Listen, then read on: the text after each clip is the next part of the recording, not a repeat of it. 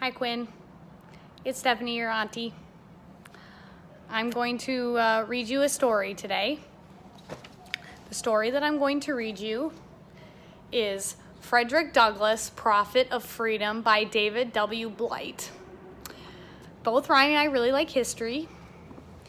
If you don't know who Frederick Douglass is, he's very famous. He was a very important, what we call abolitionist in American history. Can you say the word abolition?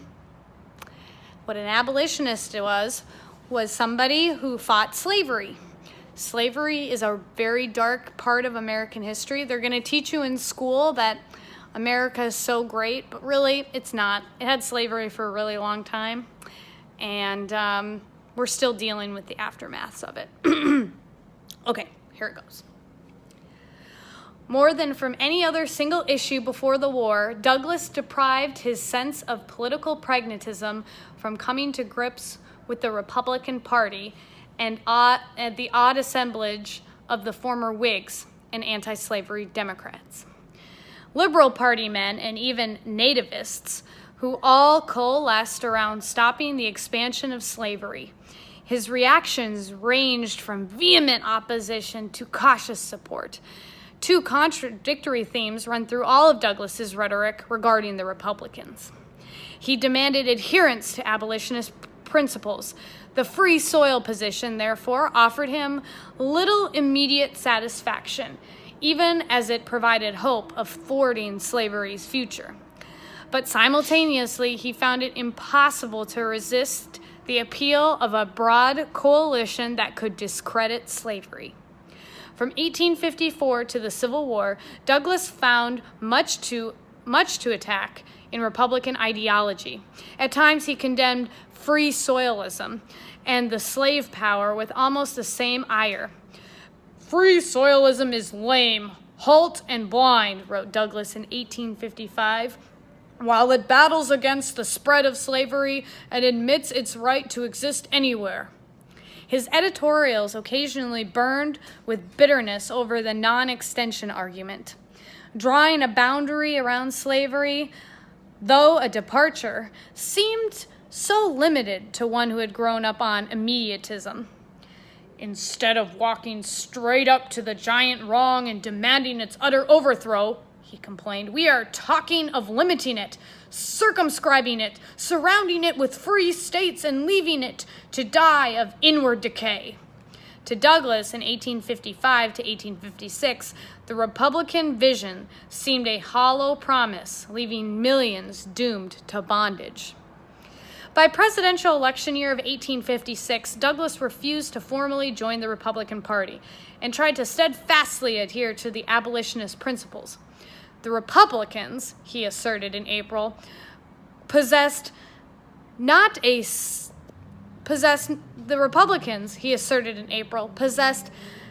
single warm and living position except freedom in Kansas, and represented only a sinuous political philosophy, which is the grand corrupter of all reforms.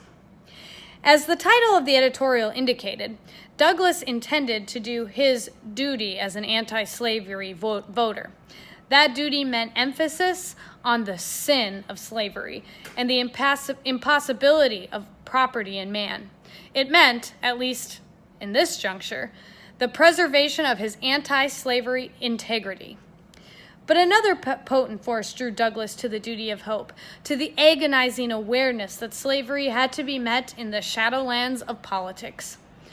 Douglass's denunciations of the Kansas-Nebraska Act led to almost inevitably to tacit support of the emerging Republican Party, formed in the law's turbulent wake.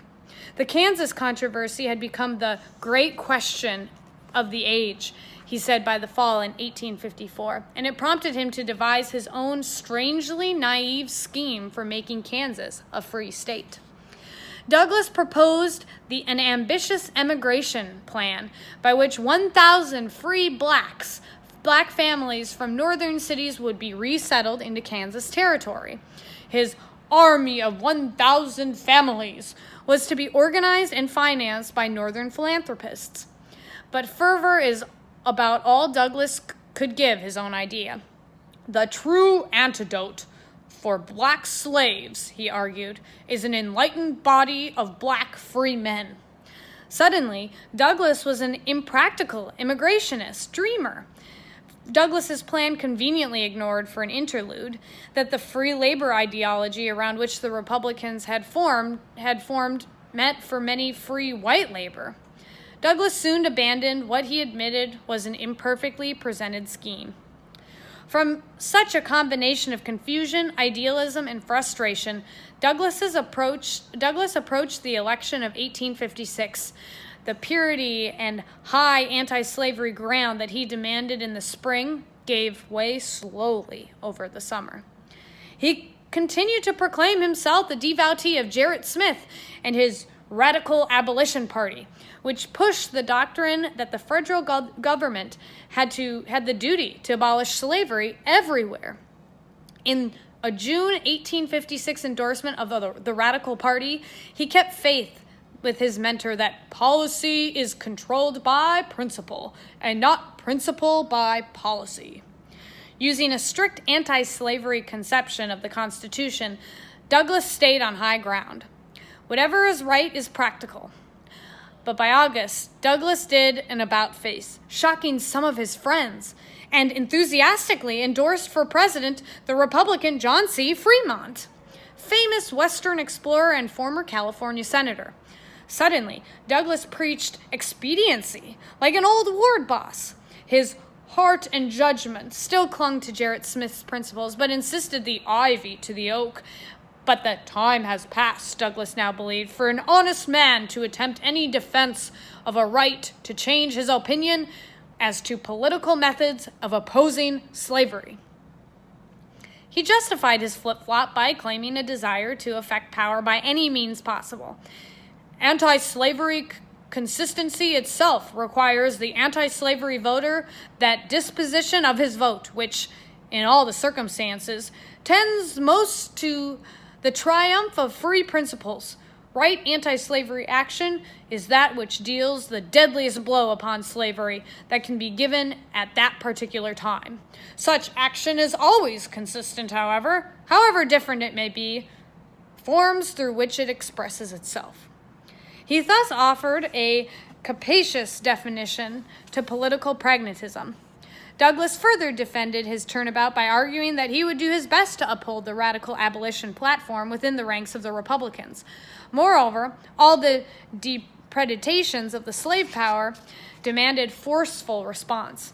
He wanted abolition politics to be the aggressor at the ballot box, instead of always on the fringe.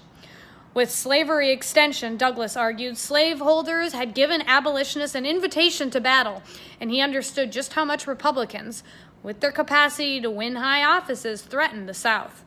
Douglass urged his radical friends to take them Republicans, not merely for what they are, but for what they have a good reason to believe they will become.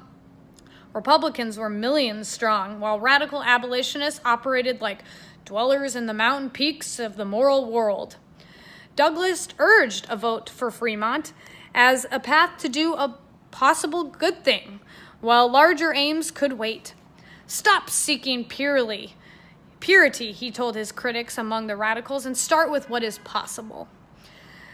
The Ethiopian can change his opinions, he wrote in a fall campaign, if not his color, and yet be perfectly true to the cause of his life. Douglass's 1856 endorsement of the Republican Party conformed to a pattern that he had established in 1848 and 1852, when he supported the Free Soil Party. In the Liberty Party and its doctrinal successor, the Radical Abolitionists, Douglass always had a party for his principles. But in the Republicans, as with the Free Soilers before, he found a party for his hopes. In the late August 1856, he wrote to Gerrit Smith, hoping his mentor would understand, if not approve.